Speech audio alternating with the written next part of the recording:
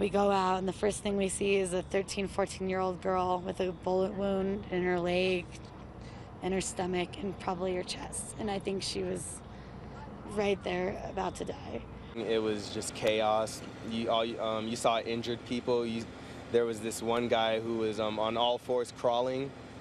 There was this girl spitting up blood. There were bullet holes in some people's backs, some people's arms. 9 of those patients are critically ill, so either in the intensive care unit right now or in the operating room. We did have patients age ranges 3 months all the way up to 45 years of age. Just some of the eyewitness accounts there from that awful scene. Let's go to the phone lines now, and our panel's jumping in.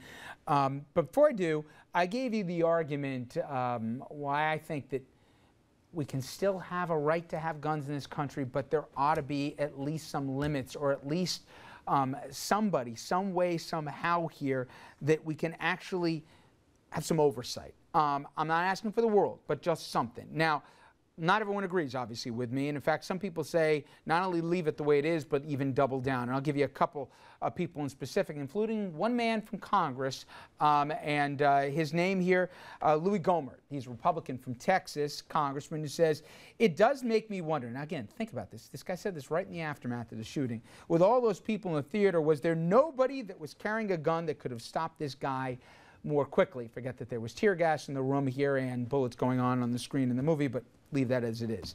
Russell Pierce, many of you may remember, former state senator in Arizona. He got booted out. He was the guy who wanted to show me your papers. In fact, the author of that immigration controversial law there.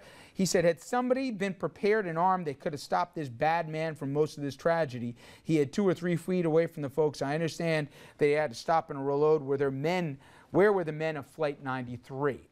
Basic questions here are, imagine if people actually were armed and you have tear gas in the room and you have gunfire. Forget that the guy actually had body armor, so you weren't going to do a lot of damage. Secondarily, more innocent people would have been shot, but maybe that's me. Let's go to Sean calling us from Pennsylvania. Sean, what do you have to say? I totally agree that we need more properly trained, law-abiding citizens with carry concealed weapons permits. And just like the representative from Texas said, you put 1 or more properly trained citizens with a firearm in that theater that night, he'd be the one on the floor, not 12 innocent people and not 60-plus injured. Well, one thing about that, I have a question for you, Sean. You said properly trained. Are you prepared right now to say if anybody wants to buy a gun in this country, just like if you want to drive, you have to get insurance and you have to go through a road test and a written test?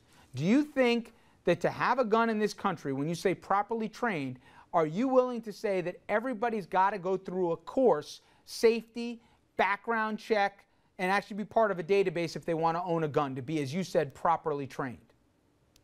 I think that should definitely be part of the database. If you want to possess a carry concealed weapons permit, you have to go through the proper training. How about all guns? How about all guns, Sean? All guns in general.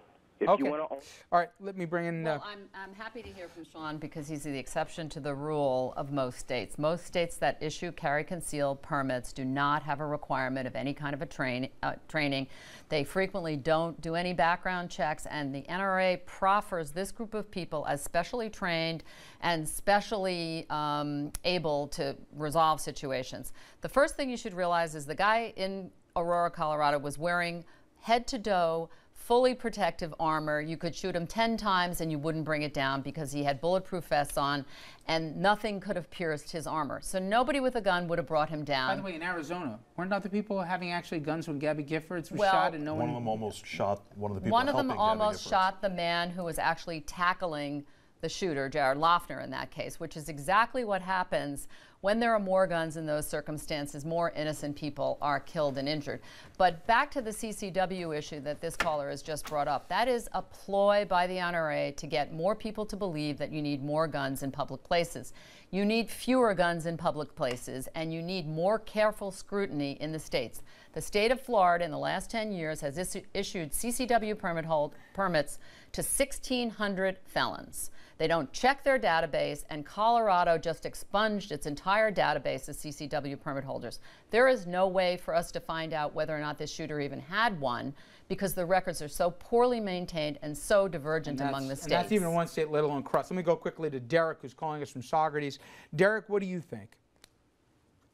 Well, I think there should be some regulations on the assault weapons. They're meant to kill people, and like you quote the people are saying, there is no handgun that would have brought him down with the body armor that he had. You would have had to have people in the theater with assault weapons to fight back. And what are we becoming, like Somalia or Afghanistan? What are we going to have next? You know, as soon as you said that, Derek, you needed people with assault weapons at the movie theater to bring them down. Does it dawn on anyone the insanity of where we've gotten here that you can? Why should it be legal to buy body armor? Why should that be legal? That's crazy. You said it. The guy said it. The only reason for this gun, Dom, you said it yourself, is to hunt man. There's no point. What are we fighting about here? I got to say, it's crazy. This argument that if there were more guns that you'd be able to bring down the shooter feels like somebody's living in an action movie. So it was like somebody who just walked out of Die Hard and thinking like, because first of all, you get in one of those situations, even a well-trained gunman probably doesn't respond in accordance with his training. It's incredibly chaotic, and I think we're living in a fantasy land if we actually think. You think finally, they give me the rap sign, do you think 5 years from now we're having the same conversation? Do you think it's changing at all? Because the polls show more people are less inclined to go for gun control than they were 10 years ago. You know, I don't think we're going to be in the same place 5 years from now. I think people are going to come to their senses and realize that we should reinstate the assault weapons ban in this country, which includes the high-capacity magazines that were used to kill so many people. I think you're right here, but I've seen no evidence here, politically or otherwise here, that everyone wants this thing. I want you to be right. I just don't see it. I hope you're both right. I just don't think you are. I don't know. I venture to say I know you're not right. The political will is not there.